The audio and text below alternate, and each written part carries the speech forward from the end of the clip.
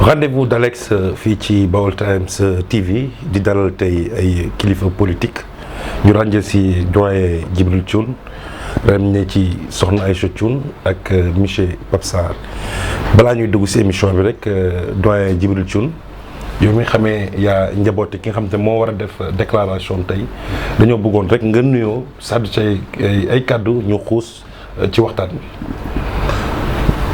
waaw bon ginnaaw bi ñu sant yàlla ju si yonent bi sant ñu fi ñu fekk yëpp mooy nekk ci place bi gërëm ñëpp ñaan yàlla wàcc fi jàmm ak xéewal place bi yokk ba comme ni mu ko bëggee tax mu ñëw fi ànd ak sama ñaari doom yi kii day Pape Sarr sama doom déggal ma baax trop ci ban am jom am fulla am fayda bokk si ñu gën a bëgg Jurbel ñu nangoo jëme Jurbel kanam moo tax ma sawar a ànd ak moom parce que pour ñu ànd jàppale suñu président Pape Modou Fall borom dégg moo wóor quoi. waaw Pape Modou Fall ku baax la ku jar a jàppale la képp koo xam ne kii ngay jeunesse bu dëkk Jurbel war ngaa mën a jàppale Pape Modou Fall ndax dañ ko war di tiitaroo quoi ndax comme ni ñëpp di tiitaroo seen i kii ñu ne noonu lañ ko war a tiitaroo ndax tey buñ ne Thiès ñu ne Idi buñ ne Ziguinchor ñu ne Ousmane Sonko buñ ne Fatick ñu ne président Macky Sall kon nag war na buñ ne Diourbel aussi ñu mën a wax Pape Modou Fall ñëpp ànd moom jàppale ko te di ko ñaanal fi mu bëgg a jëmee dëkk bi yàlla na fa yàlla àggale ak fi mu bëgg a jëmee réew mi ñu sant di leen gërëm bàyyiwuma kenn sant naa leen gërëm naa leen loolu daal moo nekkoon la lay ubbee wax ji li si des nag ma bàyyi ko ndax moom dafa nekkoon feneen fas yéene ñëw ànd ak ñun ñu bokk liggéey ci parti Pape Modou Fall. jërëjëf doyen Djibi Thioune monsieur Pape Sarr bu ñu doon laajtee Pape Sarr looy tontu kan mooy Pape Sarr.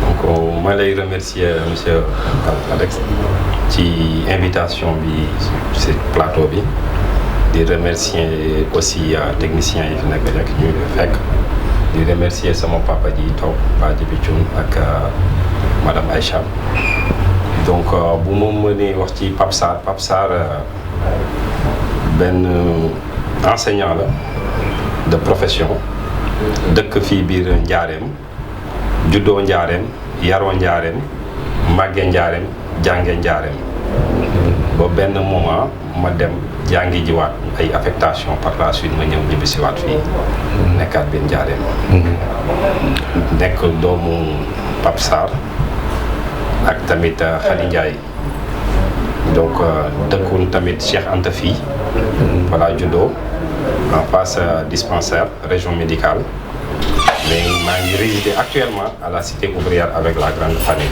donc ci gàttal. donc mooy Pape Sarr. voilà monsieur Sarr ñu xamee woon la ci benn mouvement boo xamante ne fësoon nga fa trop ba takkoon fa ndombol tànk sax mu ne mouvement Diourbel d'abord bu l'inspecteur des impôts et domaines Pape Thiam tey nga nar fa jógee dem seeti keneen lan moo la fa jëlee. waaw bon li ma fa jëlee bon loolu ce sont des principes mën naa ko wax moo fa jëlee. ak ñu doon liggéey nag liggéey bu am solo.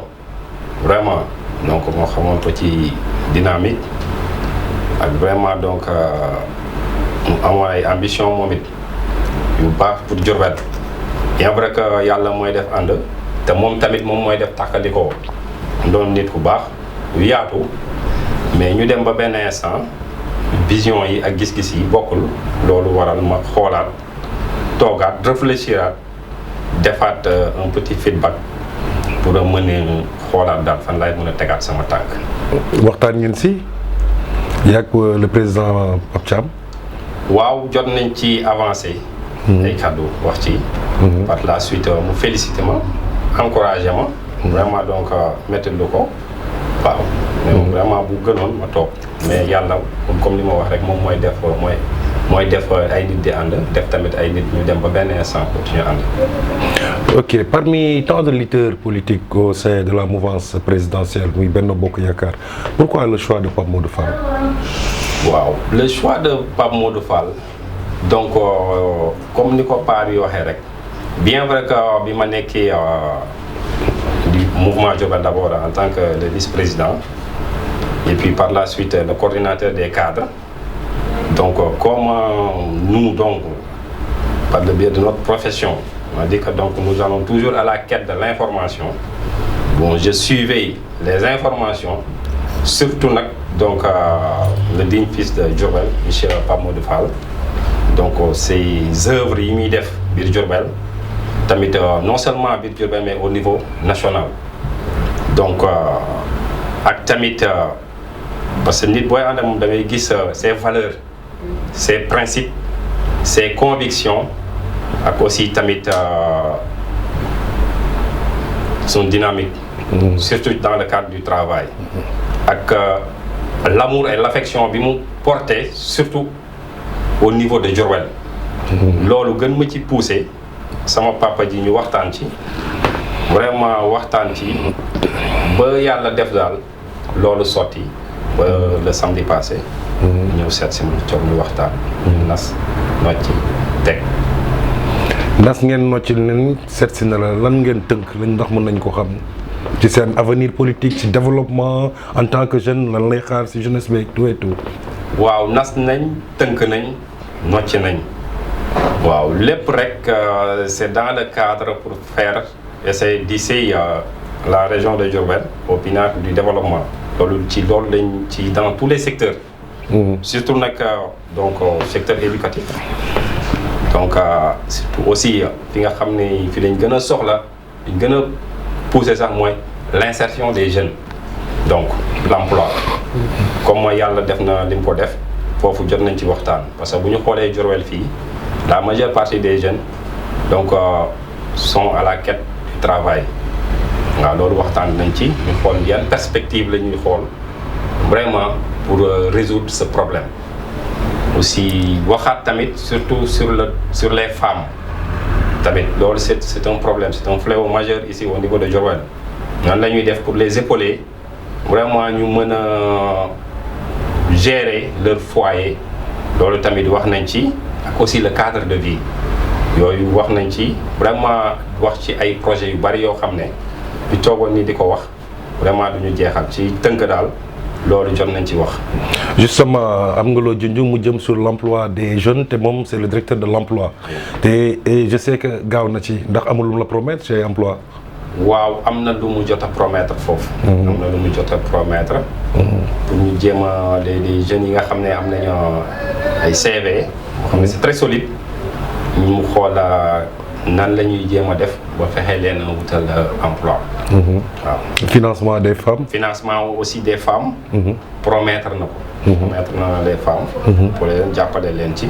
pour financer leen et puis surtout aussi la formation parce que nga financer les femmes sans pour autant la formation. boobu tamit financement boobu tam lay sooxe. parce que il faut les former d'abord. avant de les financer. loolu moom waxtaan nañ ci. Voilà, deuxième partie rendez-vous d'Alex di dalal mun nañu wax léegi monsieur Pape Sarr bu parti RV dëgg moo wóor bu le directeur Pape Modou Fall ñi ngi jëm ci ay échéances locales muy législative 31 juillet bi di ñëw yow nag nga fas yéene jàppale sa leader. waaw niñ ko fas yéene jàppale ji bon comme niñ ko doon defee rek. fañ nekkoon parce que Njaaréem moom. donc fu ne rek am nañ fa ay représentants waaw liggéey rek sur tous les plans nag. te ànd ceeg tamit benn équipe bu am solo boo xam ne bi may jógee foofu am na ñu ma topp waaw parce que peut-être ci kanam liñ naan di ci kanam raw li bët. nit ñi dinañ ko gis. waaw ak tamit Aïcha Thioune. ak paa bi. ak vraiment ñeneen ñi fa ne ñu jàppale bu baax. Voilà fi nga tegoon sa baaraam sànq dama bëggoon ñu dellusiwaat fa parce que tu étais le vice-président de ce mouvement bi nga quitté ndax yow ña nga fa yóbboon ñëpp ànd nañu ak yow wala am nañu risque. waaw majeure partie bi. ñu ci bari ànd nañoo ak man. waaw ñu ci bari ànd nañoo ak man. peut-être dinaa wax ne pour le moment nii c'est pas le moment propice sax pour may divulguer ces informations là. mais buñ ci yeggee dinañ gën a leeralaat loolu noonu ndax am na ñoo xam ne vraiment ñoom ils sont prêts même à me suivre et puis ñoo xam ne ñu des membres potentiels loolu moom je vous le confirme. bu fekkee am na lu ñu la laajul te nga bëggoon ñu laaj ko nga wax ko et puis nga tàggoo ñu tëj waxtaan bi. waaw daanaka li ma bëggoon a wax rek ñu tëj mooy maa ngi sant ñëpp di leen comme ni ma ko defee woon rek di gërëm ñëpp di gërëm tamit Ibrahima Prosper Thiam vraiment tamit moom it muy koo xam ne ku ci taxaw la pour vraiment tamit rencontre boobu am ak ay ñoom soxna Bigué ak sama ki ma waroon a jiital sax muy samay waajur surtout sama yaay parce que moom da cee ànd waaw da cee ànd te man lépp lu may def mu ànd ci rek man loolu dama ko ci sant bu baax a baax a baax a baax di gërëm tamit waa Cité Ouvrière di gërëm tamit waa Cheikh Anta parce que bi président monsieur Pape Modou Fall ñëwee dalal bi ñu ko dalal vraiment sedd na xolam sedd na sama xol sedd na xolu ñëpp loolu daal laa amoon lu ma ci teg di gërëm ñëpp di sant ñëpp ak technicien mu doonoon rendez-vous d'Alex fii si Baol Times TV doo dalal monsieur Pape Sarr ñu rappelé Pape Sarr dafa nekkoon vice-président ci mouvement Diourbel d'abord bu l'inspecteur Pape Thiam léegi dem na rejoindre le directeur de l'emploi monsieur Pape Modou Fall ñu ngi lay Baol Times TV mi ngi lay sant di la gërëm yaa ak soxna Aïcha Thioune doyen Djibril Thioune ba beneen numéro incha allah.